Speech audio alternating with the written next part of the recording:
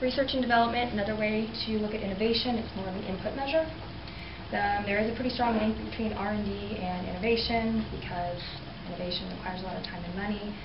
So a lot of research has gone into it, but as you kind of see, it's very mixed results is from what I've found. Again, a couple of different studies. The first one, he found that R&D did increase the size increase in 20% of industries and decreased the size decrease in 8% of industries. So it's kind of mixed. Some industries had significant results, some did not.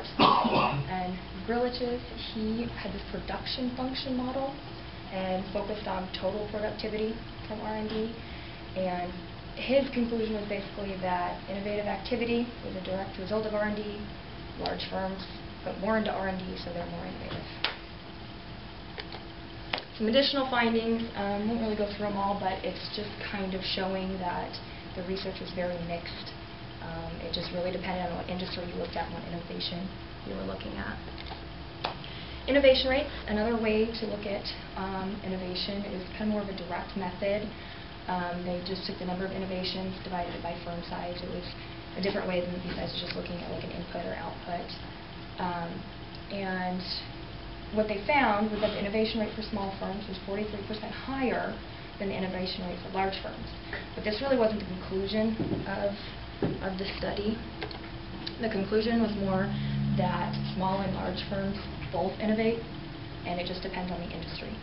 So they found quite a bit of similarities in the types of firms that large firms or small firms are better at. So large firms, it was that they have more of an advantage in industries that are capital intensive, so again, the money issue. Industries that are more concentrated, and then advertising intensive. Again, just they have more money, so they're usually better at innovation in those types of industries. Small firms have an advantage in industries that are more competitive and are more innovative. Again, small firms are characteristic of being entrepreneurial, so when it's more competitive and innovative, they have an advantage there. Also in industries that skilled labor is in demand as opposed to capital labor, and then the industries that have a high number of large firms in them, small firms tend to dominate innovation in those type of industries. There's also this division of innovative tasks. Rosenbaugh, he talked about this David and Goliath partnership. Basically what he's saying is that small firms have a task, large firms have a task.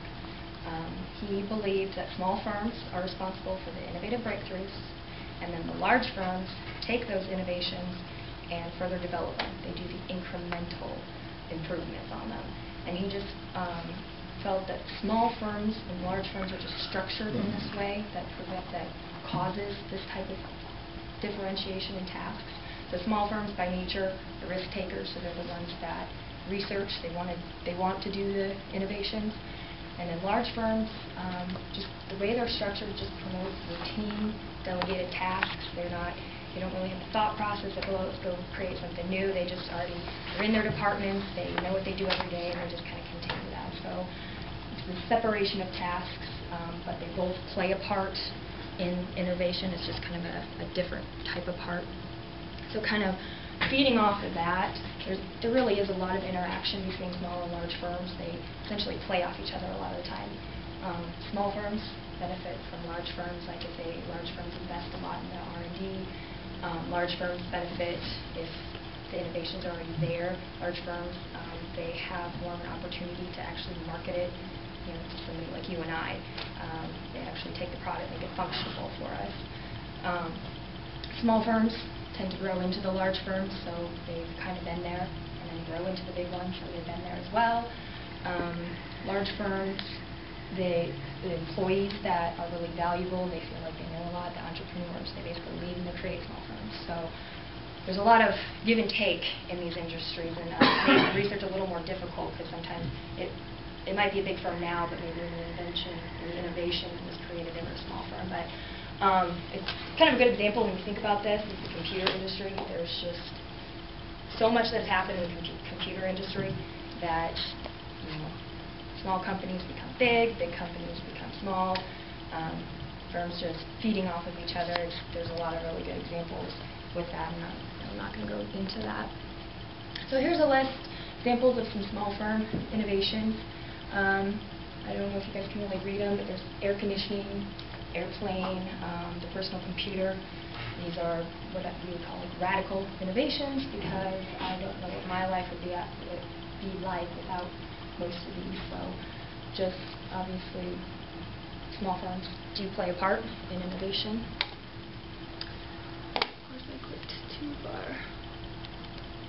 Okay, here's some examples of large firms, and I chose this list basically because it stuck pretty close to just technology type stuff, and it was a little more recent because it just kind of flowed with what we found with large firms, at least recently, they're really technology based. So we've got cell phone, laptop, computer on there. Again, things that I don't know what my life would be like without them. So pretty important. So just as conclusions here, small and large firms each have innovative advantages that put them at an edge for innovation. If we look at just the number of patents, definitely favors large firm innovation. If we look at like the value of patents, it favors small firm innovation. Research and development is very mixed and inconclusive. Just depends on what industry you look at, depends on what size you're looking at. Generally, small and large firms both are responsible for innovation, just varies by the industry again. But really the most convincing evidence was just the separation of tasks, that small firms are more likely to be the innovative breakthrough company, large firms more the incremental improvements. To me personally, I feel that I always think large firms are the ones that innovate because, well, they're the ones that actually sell me the product. They might not have been the one that actually created the innovation. A lot of times small firms just don't have the money to sell it to us. It's the large firms that kind of take over there.